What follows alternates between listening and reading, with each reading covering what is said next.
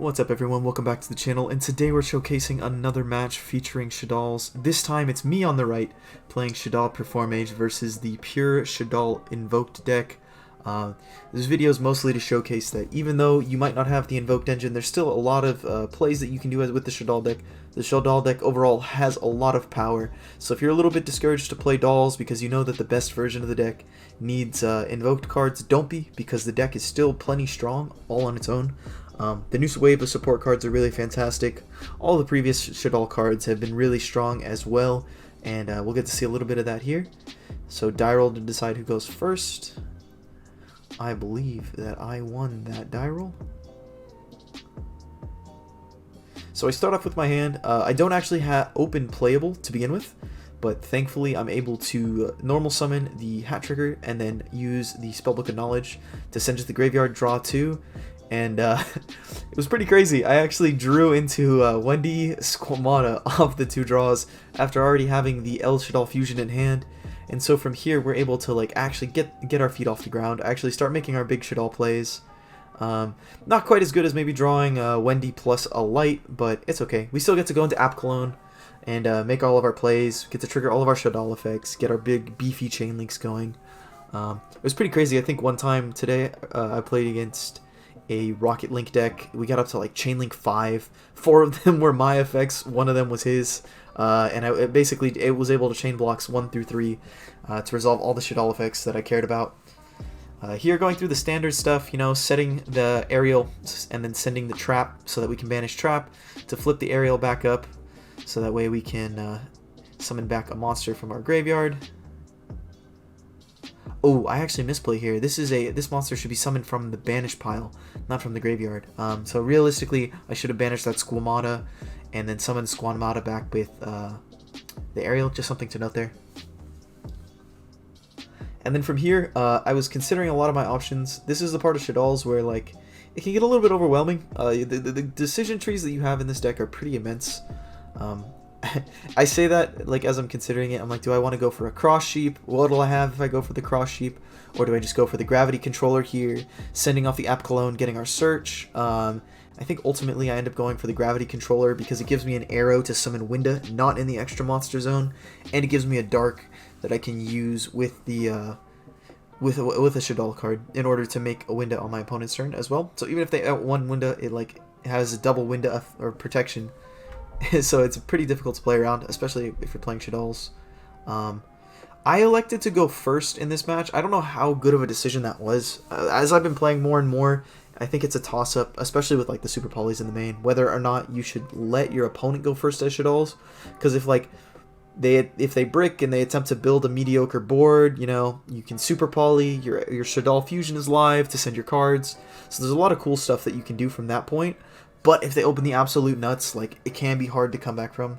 There he was pointing out that I had to discard off App Cologne. I don't know why I keep forgetting that effect, but as you can see, I ended up with on my turn with set El Shaddoll and set Super Poly, so that on my opponent's turn, the moment he attempts to special summon one thing, I can immediately go into my Winda, effectively turning him off from special summoning for the rest of the turn, which is pretty powerful. To an extent, it also plays around a card like Super Poly, right? Because if he Super Polys my board here to try to deny my Shaddoll monsters, and I do have the Super Poly set, it's going to be bad for him, especially considering if he Super Polys both of my dolls to make something, then both my Shaddolls are going to float into cards that I can actually use.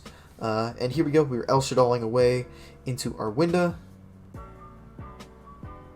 We're setting up our chains. Because his stuff had to resolve, he actually put in a ton of cards into the graveyard, making my Nef Shaddoll live, giving me the opportunity to literally decimate all of his stuff, banish all 3 of his cards off the thing, or off of the aerial, and then send Hedgehog. Hedgehog's going to get its effect so that I can search a card, so that I can Super Poly, have the card that I need to Super Poly him. But here we're properly structuring our chains, waiting to see what he dumps with his construct and sees what he special summons with his summons with that, and then he's locked into special summonings. He didn't realize that he couldn't actually special summon the monster off of Wendy because of Winda. So here we're just talking about how he can take it back, and he could properly do the things that he wanted to do. Because it was a little messy, right? Like, Shaddolls, there's a lot of chains that are going on. There's going to be a lot of chains that resolve after chains resolve. So we're trying to get him to test some better options, actually make better plays, because this is like one of his first couple times playing his Shaddoll Invoked deck. So getting used to sequencing, you know. This is what Locals is for, learning how to play, and just enjoying your time playing decks. No one wants to, like, just get sharked on something like that, especially there. Especially since, we're playing for the opportunity to earn a couple more OTS packs. Like, it's something because the cards are worth something, but it doesn't really ultimately impact the game too much. I take his construct and super poly it away into my own window, and now he's sitting in a situation where, like, he's already special summoned once in the turn. There's not a lot that he can do. He does have the El Shaddoll fusion to go into something on his next turn, but double wind is still very difficult to out. Even if he outs one of them, I get my El Shaddoll fusion back, so it's a rough situation either way. We'll see what I drew for turn. Pretty nutty card to take off the top. This also showcases how good this card actually is, right? You get to normal summon your blue boy, go for your free +1. We turn our 1 card into 2 cards. And this is what the main reason that I like having this additional draw power in this deck is you get into positions where, like, you can stop your opponent, but it may exhaust your hand to do so. So being able to replenish back up, having powerful cards like this that are going to be able to replenish you back up is really good. Even if you draw, like, a lure for turn, if you blind a lure into, like, a Wendy and, like, a spell, it's probably fine because the Allure is going to discard the Wendy, allowing you to trigger the Wendy effect to summon another card. So even in that regard, Allure might not necessarily be a neg, which is really cool. And then from here, I'm thinking on what I want to send to the graveyard. Do I want to send the Blue Boy? Do I want to send the Winda? I think I ultimately decide to send the Winda, yeah. Because I'm like, I don't need double Winda. You know, we're gonna get our El Shaddoll back to be able to interrupt our opponent during his turn. From here, we just attack with Winda. One Winda's already hard enough for him to out. And this is a hard decision to make because, like, you know in hindsight, like, I drew double Shaddoll fusion, which really sucks. But ahead of time, like, there was no way for me to really know that. Like, if I drew into any amount of Shaddoll cards, having the Winda there was kind of bad for me. I guess either way it would have been fine, but, like, it would have stopped me from Shaddoll fusioning right away. I would have had to use that Winda, which would have kind of sucked.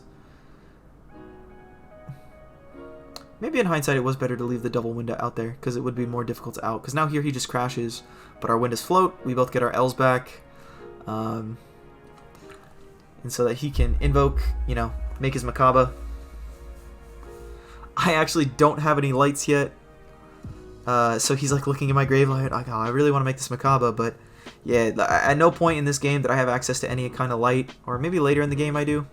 Well, I kind of technically do now, because his, if I draw into a Super Poly, his Macabre is a light monster that I can use to make my own construct. And it's really crazy that the construct is such a good card, even today, that, like, if you can just fuse into construct with a couple cards that are going to activate their effects in graveyard and float, like, you can really start actually playing the game. The games where, like, I feel like I keep saying this over and over again in all the videos where I'm actually speaking. If you don't draw fusion, things can be really rough, and that's why we're playing the draw spells.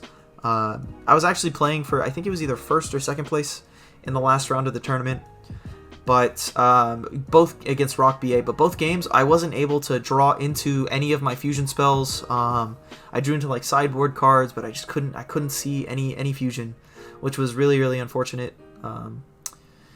Because especially in game 1, we went, like, 15 turns deep, and I drew a bunch of cards off of, like, Allures and Spellbook of Knowledge. Here he tries to Macabre negate to get the fusion. Thankfully, I drew 2 copies of it. It ended up working out well in hindsight, especially since we were able to easily bait that Macabre negate. I mean, there's not much he can do. If he lets this Shaddoll fusion resolve on the first one, then, like, I get to go, like, +3 off of Shaddoll fusion, which is just insane. I think denying extra deck cards from your opponent is probably a pretty big thing. I know that it's something that some of my friends who played Shaddoll back in the day said was important about the mirror match.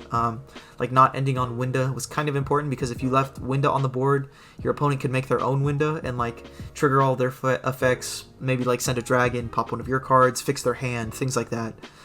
Whereas if you just ended on set cards, it was much better for you, because it denied your opponent the opportunity to use a card like Shaddoll Fusion to pop off really hard. Also, with the threat of Super Poly being at 3, not having face-up fusion monsters on the board for your opponent to use to make their own fusions is actually pretty relevant, especially post-side games 2 and 3. Shaddoll Fusion's a pretty crazy card against this deck. It can turn off like your windows in one go. I think actually one of the other games in this match, I made the Avermax window board with Shaddoll Construct L Shaddoll set, so that I had like my backup window play if he outed the first one somehow. And he just super polyed my board away, and I was like, oh sweet, I can't do anything. Nice. I think I still ended up winning that game just because I was able to like establish an Apkalone on his turn and negate his construct, which means that is fine. Here, I'm in a position where I'm like, alright, I'm just going to super poly away my own monster. Because it's a fusion summon, you can actually use your set cards to go into another copy of Construct, and from there he just scoops it up and knocks the camera over because he's upset about losing.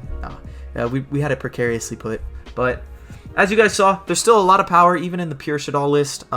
Overall, I think the deck is very well situated. A little bit less consistent, which is unfortunate because the deck is really fun to play.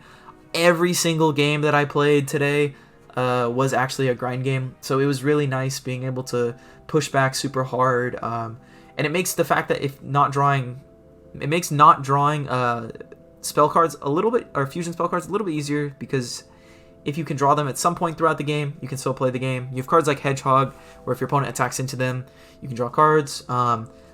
But overall, I think that this was a pretty good showcase of what the pure Shaddoll deck can do, even if it doesn't have like the best hands starting off.